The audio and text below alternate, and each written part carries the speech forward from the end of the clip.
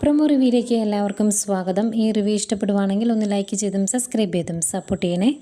അപ്പോൾ മുത്തശ്ശി ആദർശിനോട് പറയുവാണ്, ആദർശിനെ പോലെ തന്നെ കുടുംബ പാരമ്പര്യം കാത്തു സൂക്ഷിക്കാനും ബിസിനസ് നോക്കാനും ഒക്കെ ആയിട്ട് നിങ്ങൾക്കും ഒരു ആൺകുഞ്ഞ് തന്നെ ആദ്യം ഉണ്ടാകട്ടെ എന്ന് പറയുക.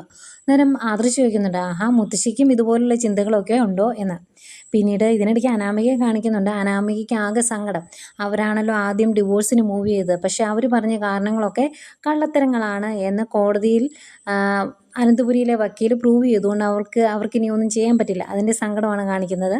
പിന്നെ അനിയും നെവിനും കൂടി സംസാരിക്കുന്നതാണ് കാണിക്കുന്നത്. നെവിൻ അനിയോട് പറയുവാണ്, ഈ ഇടയായിട്ട് ഒരാൾ എന്നെ ഭയങ്കരമായിട്ട് അങ്ങ് സ്വാധീനിക്കുവാണ് എന്ന്.